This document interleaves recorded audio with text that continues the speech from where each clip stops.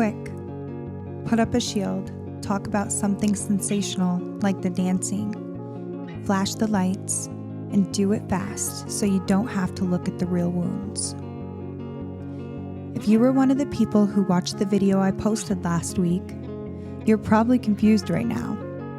You're probably wondering why a video I poured so much time into suddenly is gone.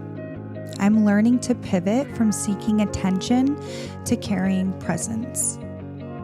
The enemy wanted me to skip over the deep, intimate, foundational history of day one and fast forward straight to the strip club chapters. Why? Because the strip club is sensational.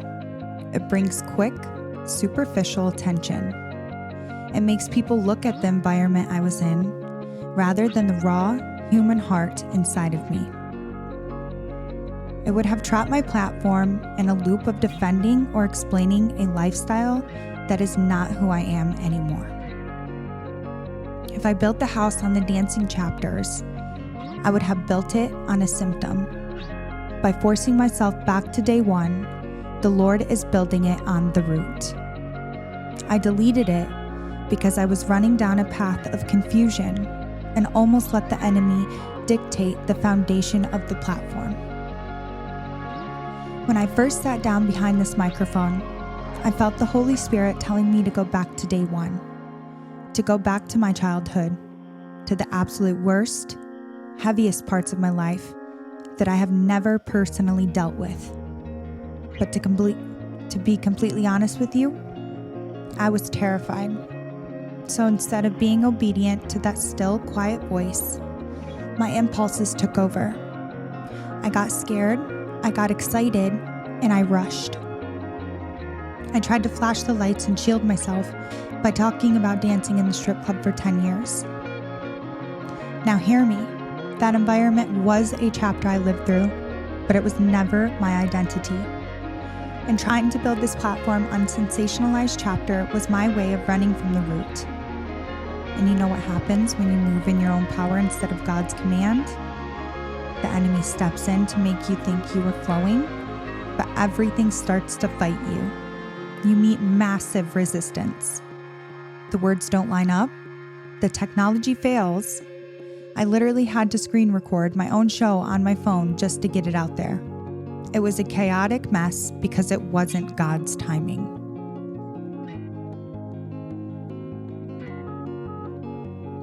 You all just watched a real-time spiritual warfare battle play out on my page. And today, I am choosing obedience.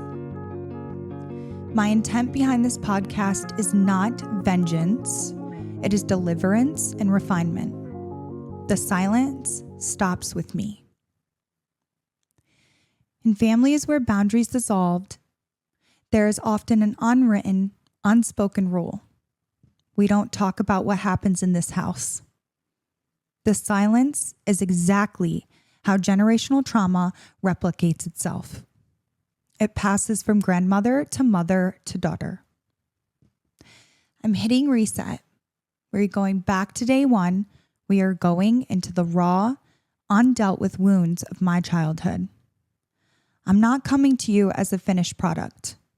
I'm coming to you as someone who is still on this journey, showing you that you can still cry, you can still feel the fresh pain, and you can still come out completely refined by the fire of the Lord. Welcome to the real journey. Let's go back to the beginning.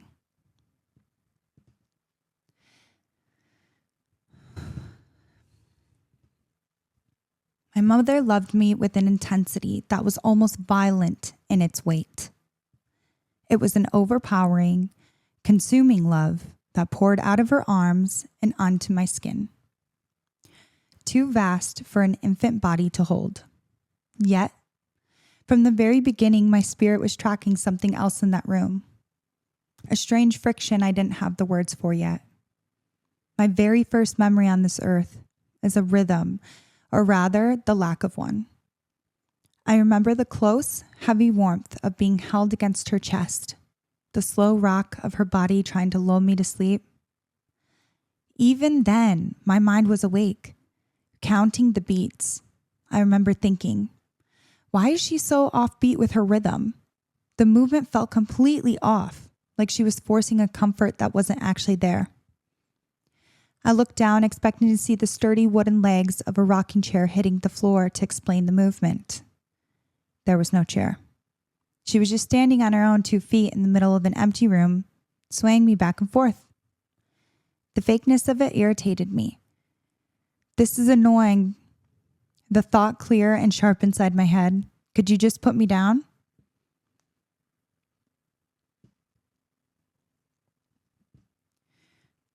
By the time I was 3, the location started shifting.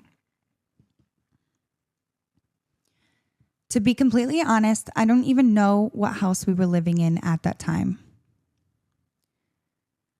When you are that young, your brain doesn't register physical addresses.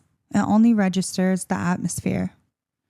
And what I knew even then was that the boundaries were beginning to completely dissolve. One night, I woke up from my sleep. I got out of my bed and I walked out of my room. That was back when I didn't have a crib anymore. So there was nothing holding me back. I walked down the narrow hallway and looked into the kitchen.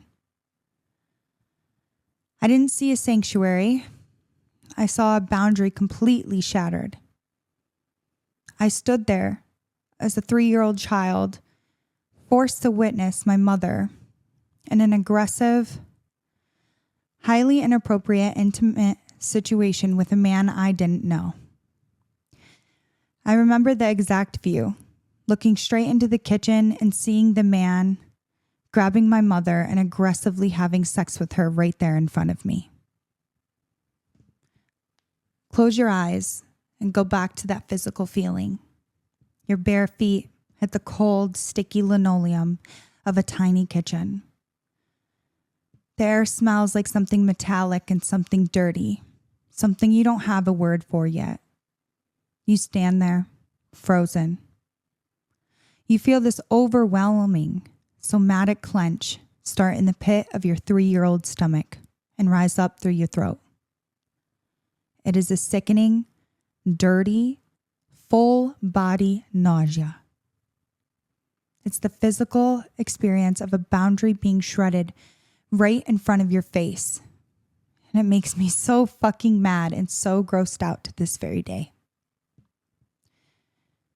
And then came the moment of absolute, total betrayal. She turned her head. My mother looked me dead in the eye. Now imagine what it feels like when the woman who has poured overpowering love onto you, the woman who is supposed to be your absolute protection, doesn't stop. The man never even looked back. He didn't stop at all. But my mother, while still currently in the middle of that situation, just looked at me and said, "Taylor, go back in the room, okay?" She kept going. And I was left to turn around and walk back to the bedroom alone, in the dark, carrying a heavy layer of filth and a reality that no child should ever have to see. I put my pillow over my ears and tried to fall back asleep. That is what addiction and instability do. They blur the lines so deeply that an adult will look their own 3-year-old child in the eyes and ask them to just look away, to swallow the disgust, and to go back to the dark so they can keep chasing their own immediate reality. I remember the exact view, the harsh light cutting through the dark, the total visual confusion of a 3-year-old mind realizing the fence was down and the world had broken in. How do you process that conflict? You don't. You just store it in your body. And that is exactly what makes the psychology of a failed childhood so damaging. It forces a tiny mind into a state of impossible conflict, trying to reconcile how a mother can love you so heavily, yet fail to protect you so completely. You are left storing an unspoken war inside of your body. But if I left this story there, I wouldn't be telling you the whole truth. Because the psychology of a failed childhood isn't black and white. My mother wasn't a monster. She was a storm. And even in the middle of a storm, there are moments where the wind completely dies down, and you see a side of them that actually knows how to be still. I remember when I was 4 years old, we were renting a house up in Holton Lake. I was inside watching Teletubbies, looking out the window, and my Aunt Lisa was watching me.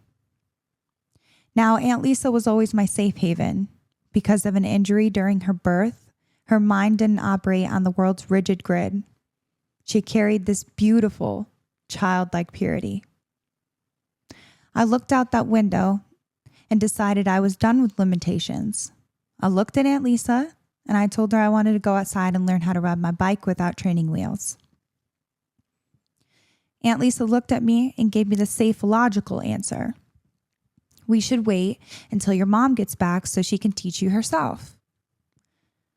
But something inside my spirit refused to wait. I looked at her and said, no, I don't want to wait for her. Let's go. And because Aunt Lisa moved in pure love instead of control, she listened to me. She took me outside, took those training wheels off, and held onto the back of that seat. I pushed off onto the pavement.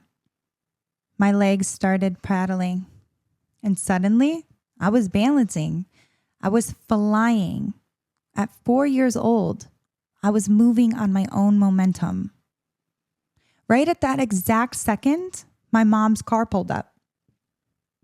She slammed the door, stepped onto the pavement, and that aggressive, intense engine inside of her fired right up. She started screaming at the top of her lungs. What the fuck, Aunt Lisa? You let her just ride the bike without training wheels and you didn't even tell me? The chaos was trying to break the atmosphere again. Aunt Lisa just stood her ground in her quiet way and said, yeah, but I told her she just wanted to, so I let her. And then the most beautiful thing happened. My mom looked past Aunt Lisa and looked at me. She saw me balancing. She saw me riding. And in that precise moment, the screaming completely stopped. The anger evaporated. She stopped arguing. Her spirit went completely still. And for a few minutes, both of those women just stood there on the pavement, completely silent, watching me take off into my own freedom. I didn't fall over. I just kept going. That is the paradox of my childhood. The same household that shattered my boundaries was the same household that had to stand still and watch me fly. And that is what I want you to understand today. The people who broke you do not have the power to stop the momentum of where God is taking you.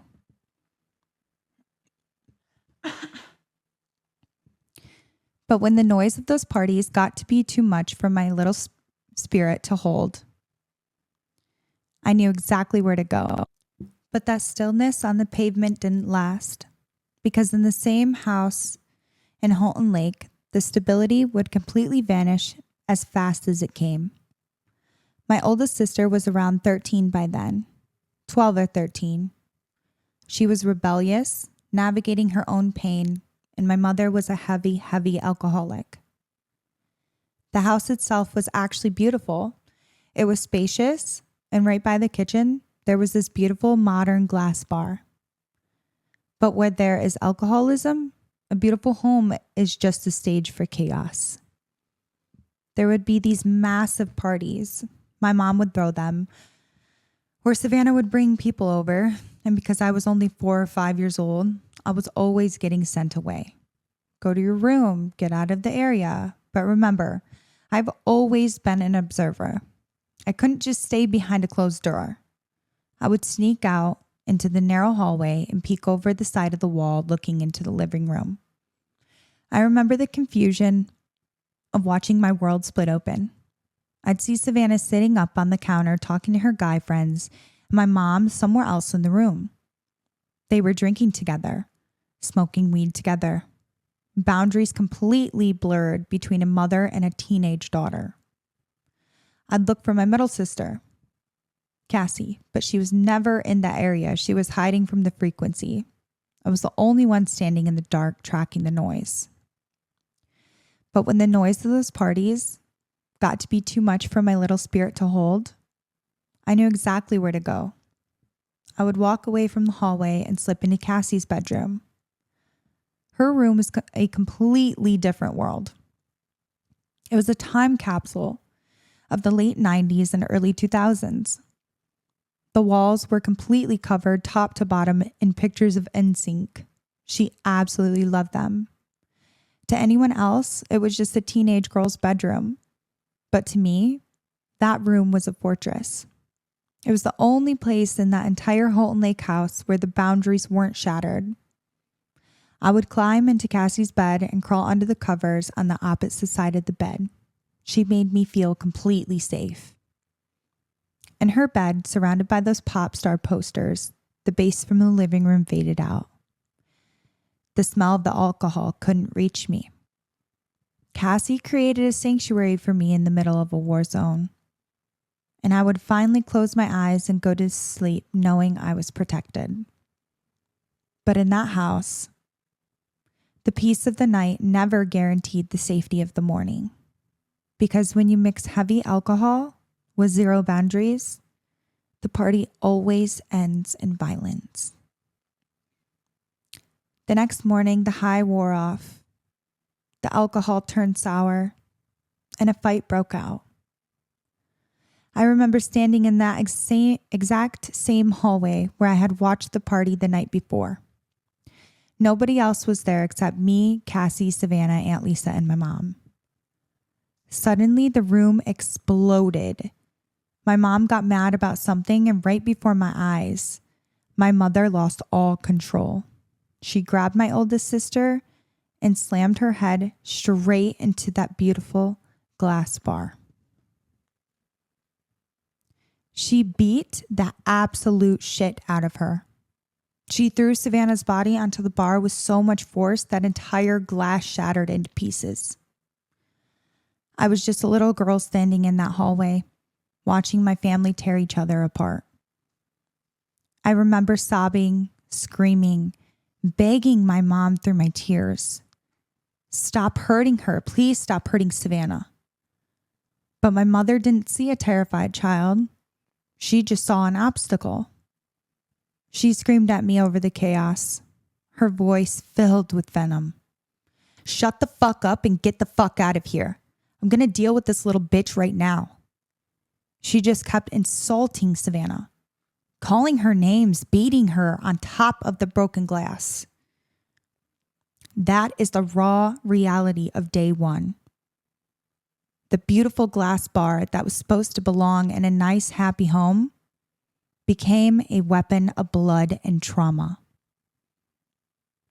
I had to watch the two people who were supposed to show me what womanhood looked like destroy each other before I even knew how to read. By the time I was 4 years old, I was sitting inside a big plastic inner tube, splashing around and minding my own business while everyone else was on the shore grilling. My oldest sister, Savannah, was out in the water with me. She was 7 years older than me, definitely old enough to know right from wrong, but she was already carrying a lot of her own heavy childhood trauma. She looked at me and decided her own story was the truth. Taylor, she said, I know you know how to swim. You're just lying for attention. I looked at her like she was crazy. I was literally 4 years old, so obviously I didn't know how to swim. I don't think any 4-year-old does. I just told her, no, I don't, and kept splashing in the water. But she wanted to prove a point. She said, I'm going to prove it to you right now that you know how to swim. And she reached out and pulled the inner tube right out from under me. The shift was instant. I dropped straight into the deep water and began fighting for my life. I kept slipping under, gasping for air, trying my absolute best to pull myself back up. Every time I broke the surface, I looked at Savannah. She didn't look malicious or mean. She just looked completely shocked, like she didn't realize what she was actually doing. Maybe she really did believe in her own head that I was just doing it for attention. She didn't reach down to save me. She just sat there and watched. I looked back at the beach, but the shore was a long way away. Nobody could hear me. My lungs were burning. My body gave up. And I finally just sank all the way to the bottom. My feet hit the ground. I was 100% standing on the mud at the bottom of the lake. I did not see anything at all. It was pitch black. I didn't see a light. I didn't see a figure. And I didn't get to see Jesus. But even though I was at the bottom of the lake for at least 2 minutes, enough time to kill a 4-year-old child, 2 things happened that defy everything. I could breathe and I could hear. I was screaming for my mom inside my spirit over and over. I just kept saying, I want my mom. I want my mom. Suddenly, a voice cut through the dark water. It wasn't soft and it wasn't polite. It was a very authoritative, demanding voice. A frequency so powerful that I knew I had to listen. He spoke directly to me and said, "Calm down, Taylor. I am here now. You are safe." The authority in his voice was so immense that I stopped talking in the spirit and went completely still. Then Jesus asked me a question. Do you want to stay or do you want to go? I didn't hesitate. I just said, I want my mom. I want her now. Jesus told me, okay, she is coming. Just give it 1 second. The exact second he said that, the water broke. Hands grabbed my arms. My mother lifted me up out of the lake, started screaming at Savannah, and dragged my body onto the beach. I should have been dead on that sand. Medical science says I shouldn't be breathing. God completely saved me that day and put a protective light over my life before I even knew his name. God used my mother's intensity, the same intensity that was violent, to violently rip me out of the jaws of death. I survived the bottom of the lake. I breathe underwater in the dark. And I am the only one left to tell the truth. It wasn't all just pitch black moments. I do remember the good days. I remember the family barbecues. I remember going to the lake with my family, just playing in the sand and doing what normal kids do. But when you grow up in an environment with no boundaries, the danger doesn't come from the strangers at the storms. Sometimes it comes directly from the people who are supposed to protect you. I remember one specific day at the lake.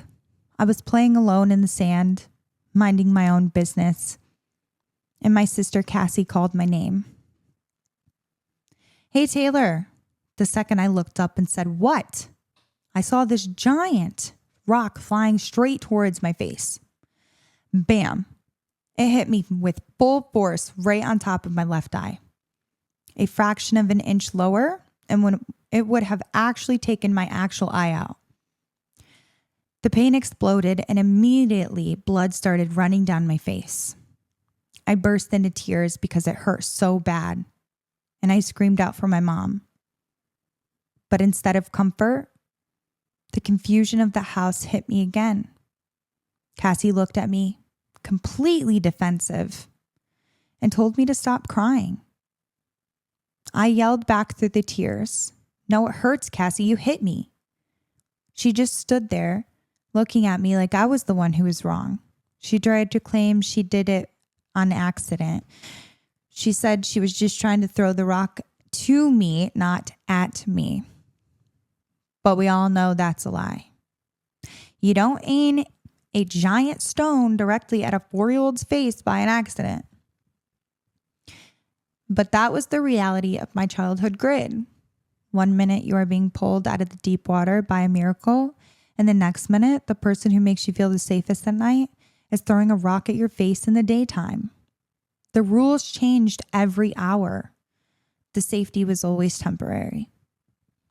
In a highly volatile, alcoholic household, the older children absorb an immense amount of unspoken terror and rage. Savannah was getting her head slammed into glass bars. My mother was a raging storm. Cassie was a middle child trapped in the silent space between a rebellious teenager sister and a heavily protected, highly intuitive 4-year-old baby. When a child is constantly forced to suppress their fear and anger to survive the parents, that internal pressure has to escape somewhere. It creates a psychological phenomenon called displaced aggression. Because Cassie couldn't fight back against the storm of my mother, her subconscious mind redirected that pent-up, violent frequency towards the only target in the house smaller and more defenseless than her, me. We just talked about how Cassie's room was my fortress of safety at night. But think about the psychological burden on a young girl forced to be a mother figure and protector to her baby sister before she even understands her own emotions.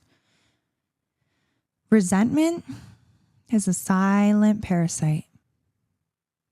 Subconsciously, Cassie likely carried a deep, unexpressed resentment towards me.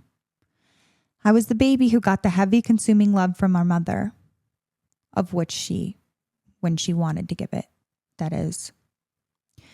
I was the one who crawled into her bed demanding safety when she was just a child who needed to be held and protected herself. Throwing that rock wasn't just a random act. It was a subconscious strike against the very person who represented her burden. The most telling part of the entire memory isn't the rock hitting my eye. It's what Cassie said after the blood started running. "Stop crying. I was throwing it to you, not at you." Where does a child learn to look at a bleeding, sobbing 4-year-old and tell them to stop crying? They learn it from the adults. Cassie was strictly executing the family script. In a household where boundaries are dissolved and abuse is normal, the survival mechanism is to deny reality, minimize the damage, and blame the victim. She looked at me like I was the one in the wrong because in her mind, admitting the truth meant facing the terrifying reality of her own capacity for violence. It was easier to lie and say it was an accident than to look in the mirror and see my mother looking back at her. By the time I was 6 years old, the kitchen was just a series of empty boxes. I remember checking the fridge, nothing. I checked the pantry. Nothing but a single can of peas. I sat all alone in the heavy silence of that trailer, eating them cold straight from the tin. Between spoonfuls, I just stared at the landline phone on the wall.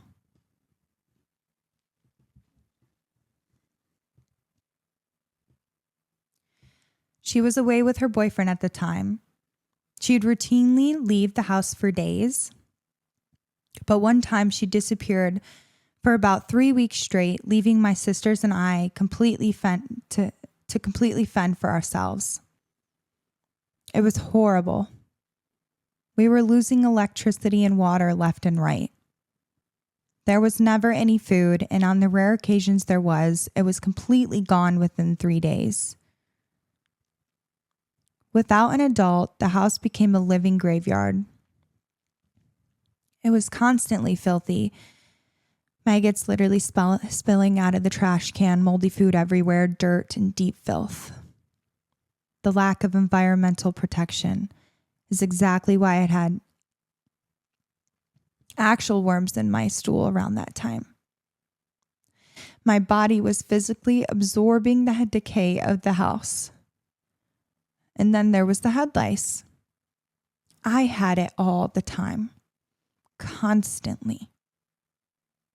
When you are 6 years old living in a war zone like that, your survival instincts have to get highly creative. Whenever the weight of school and the chaos of my life felt like too much to carry, I knew exactly what card to play. I'd walk down to the school office, look the staff in the eye, and tell them I had head lice. I did it because I knew the school would be forced to send me home, and my mother would be legally forced to face me and comb out my head. It was the only way a 6-year-old girl could manipulate her environment to get her mother's hands on her. But even then, the care was broken. Most of the time, she wouldn't even sit there with me. She would just slather my head in mayonnaise, trap it under a cap, and leave it there. It made no sense.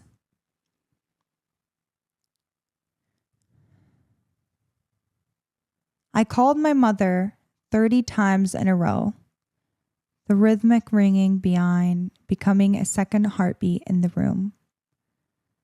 And on that 30th call, she finally picked up. I choked out the words through my tears.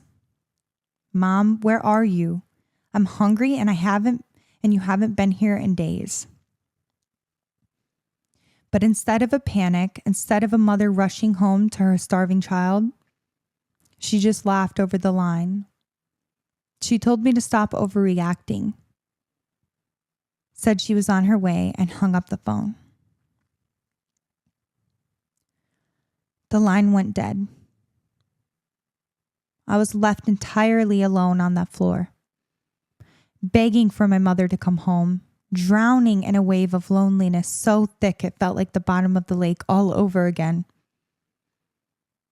As I sat there crying, my oldest sister, Savannah, walked out of her room. She looked down at me on the floor, her voice hardened by her own years of survival, and said, "See, Taylor? She doesn't give a fuck. You think she really cares about you? She doesn't give a fuck about any of us." Then she turned around, went back into her room, and shut the door. I couldn't accept it. My 6-year-old mind couldn't let that be the truth. So I picked up the receiver and started calling her more and more, just hoping for an answer.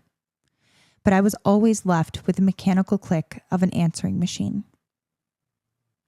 After hours of waiting, calling, and hoping, the front door finally clicked open. My mother walked in carrying a bag of McDonald's. She reached inside and handed me a 4-piece chicken nugget. I didn't say a single word to her. I didn't yell, and I didn't complain. Even at 6 years old, I knew my words were completely useless. I was tracking the rhythm of her life, and I realized the devastating truth. She only ever cared about drugs and men. And that hurts so deeply to admit. It hurts to say it out loud even now, because she is 50 years old today, and she still puts men before her own children and grown children. As I sat there eating the only food I had seen in days, Savannah came back out of her room. She looked at the box in my hand and screamed at me, "Oh my God, Taylor, you're really going to let chicken nuggets excuse what Mom just did?" And my mother just stood there, looking at her teenage daughter's pain, and started laughing at her like a maniac. Savannah walked out of that room. The system had won. The trauma had successfully divided us. And I was left holding a box of food, realizing that in this house, your hunger is a crime, your voice is a weapon used against you, and survival means keeping your mouth shut. When the trailer got too suffocating, I'd walk down the street to my Aunt Simone's house just to hang out with my cousin Sam. I just wanted to watch cartoons, eat cereal, and be able to breathe a different kind of air for a single second. I remember Sam looking at me and asking if I wanted a bowl of cereal. My spirit lit up. I said, "Yes, please." I was so incredibly excited just to be able to put something into my stomach. We sat down on the floor in front of the TV, eating our cereal and watching cartoons, just being normal kids. But when a parent abandons their kids, the stress ripples out into the entire extended family. Suddenly, my Aunt Simone came into the room. She was venting her frustration, talking about how hard she worked for her money, and asking Sam why she was feeding the neighborhood kids when my own mother should have been the one buying our food. Now looking back at it as an adult, I completely understand where my aunt was coming from. She was working herself to the bone, and she was rightfully angry at my mother's neglect. Her frustration wasn't actually about a bowl of cereal. It was about the unfair burden my mother was placing on everyone else. But when you are a 6-year-old child, you don't have the psychological capacity to understand adult financial stress or family politics. You don't see the war between the sisters. You just feel the weight of the room. Every ounce of comfort vanished from that bowl, and this massive wave of shame and rejection hit my chest. I looked at Sam through the tension, my voice small, and said, "I'm just going to go." But Sam didn't let that heavy frequency win. She reached out, grabbed my arm, looked at me, and said, "No, stay. It's okay." So I stayed. I sat there, swallowed the rest of my food, and left the same exact second I finished. It was just the tragic tax of that environment. The adults were busy waging completely valid wars over money and accountability. But as the child caught in the crossfire, you are just left trying to figure out why a bowl of cereal makes you feel like a burden.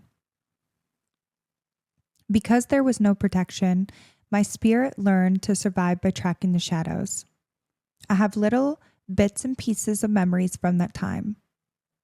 Moments where I would hide under tables or stand quietly in the next room and just listening to the adults talk. I was a child, but I was recording everything.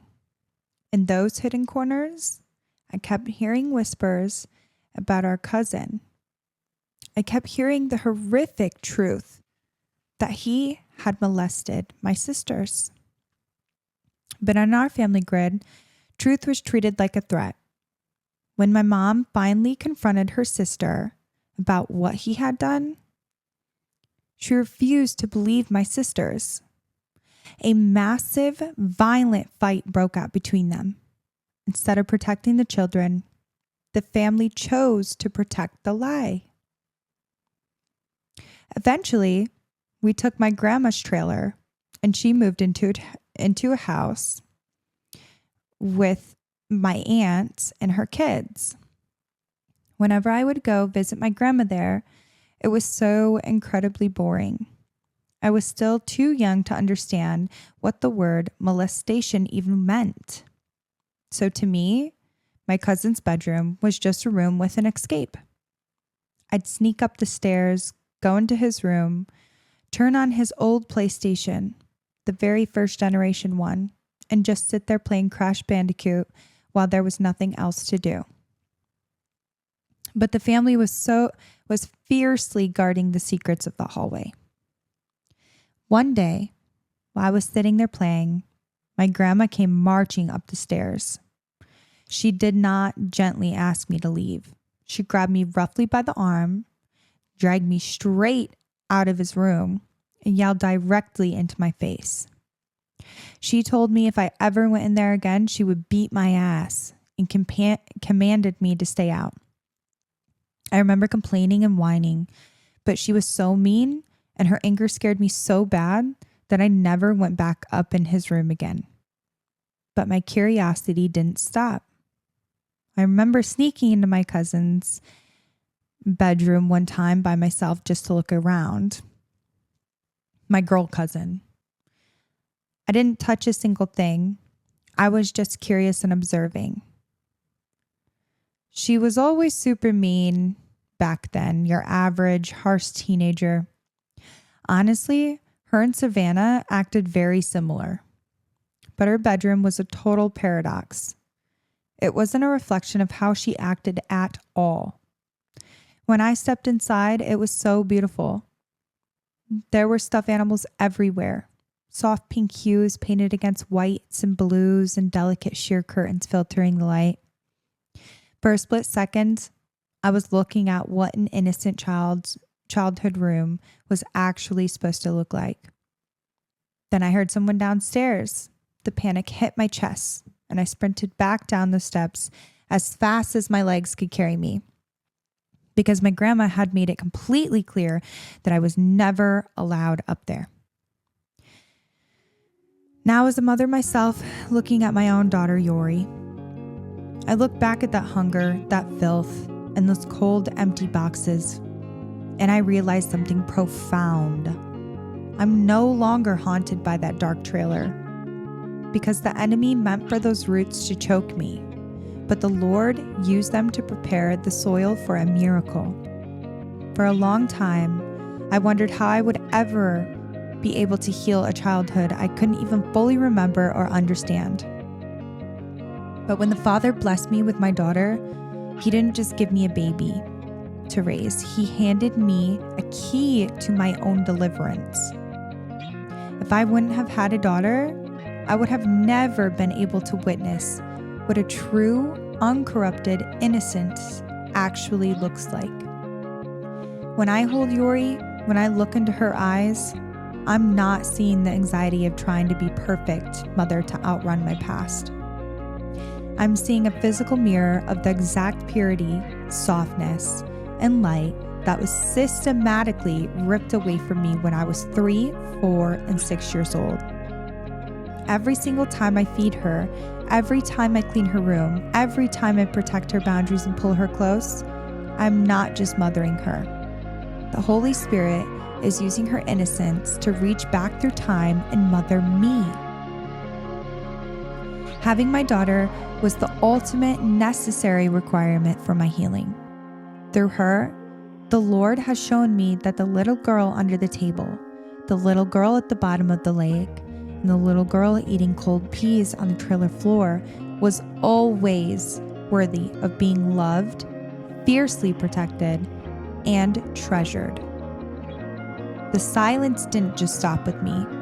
The poverty of spirit died with me too. I am not coming to you today as a product of my trauma.